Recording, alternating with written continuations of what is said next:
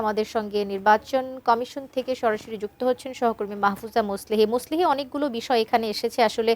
এর বেশি আসলে আপনি কি কিছু জানতে পেরেছেন সেখান থেকে? সকালেই এরকম একটি বিবৃতি প্রকাশ হয়েছে। কবিতা, আমরা কিন্তু এর আগেও নির্বাচন কমিশন কর্তৃক আয়োজিত যে রাজনৈতিক দলের সঙ্গে সংলাপ, সেখানেও কিন্তু আমরা দেখেছিলাম বারবারই ফিল্ডের যে সমানাধিকার রাজনৈতিক দলগুলোর ক্ষেত্রে সেটি কিন্তু নিশ্চিতের জন্য বারবার গুরুত্ব আরোপ করেছে নির্বাচন কমিশন। একইভাবে রাজনৈতিক দলের সব নেতাদের যে সমানাধিকার বা সমান সুযোগ দানের যে বিষয়টি, সেটি নিশ্চিতকল্পে আজই কিন্তু নির্বাচন কমিশন থেকে গণমাধ্যমের উপরেও কিন্তু একটি বিবৃতি তারা জারি করেছেন বা দিয়েছেন। সকালেই কিন্তু গণমাধ্যমের উপরে যে বিবৃতিটি দেওয়া হয়েছে সেটি কিন্তু নির্বাচন কমিশনের গণসংযোগ যে শাখা, সেখান থেকে দেওয়া হয়েছে।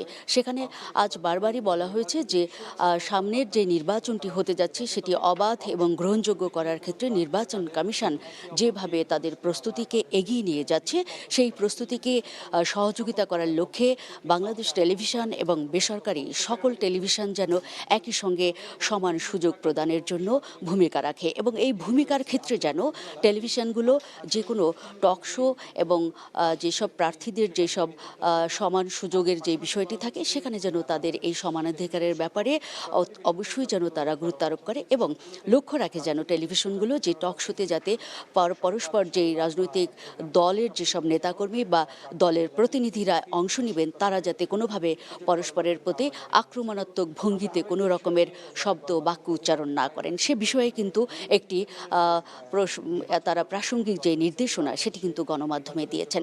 আমি যদি এই মুহূর্তে নির্বাচন কমিশনের যেই আপডেট সেটি জানিয়ে রাখি যে ঢাকার আমরা জানি যে 15 তারিখ থেকেই মনোনয়নপত্র যে গ্রহণের যেই সময়সীমা নির্বাচন কমিশন বেঁধে দিয়েছিল, সেখানে কিন্তু ঢাকার 3টি জায়গা থেকে এরই মধ্যে প্রার্থীরা তাদের মনোনয়নপত্র গ্রহণ করছেন। এর মধ্যে ঢাকার জেলা প্রশাসন এবং সেগুনবাগিচায় একটি শাখা রয়েছে এবং আমরা জানি নির্বাচন প্রশিক্ষণে যে ইনস্টিটিউট রয়েছে, সেখান থেকেও কিন্তু প্রার্থীরা তাদের মনোনয়নপত্র গ্রহণ করছেন এবং এরই মধ্যে সেগুনবাগিচা এবং নির্বাচনী প্রশিক্ষণ ইনস্টিটিউট থেকে মোট 9 জন প্রার্থী তাদের মনোনয়নপত্র গ্রহণ করেছেন।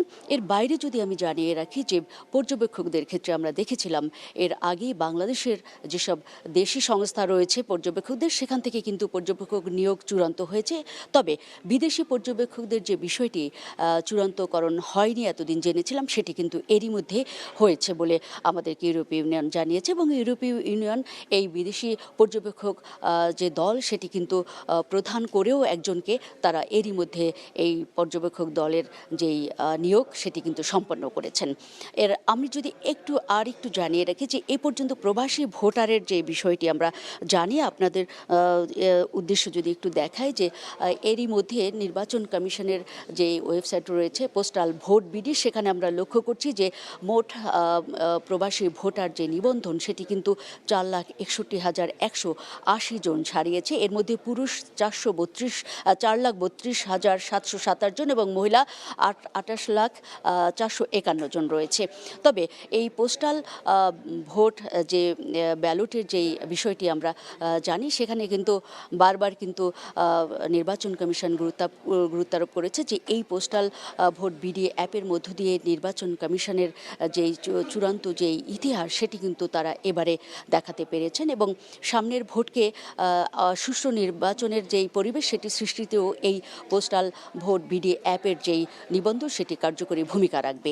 জি কবিতা, এই ছিল আমার কাছে নির্বাচন কমিশন থেকে সবশেষ আপডেট।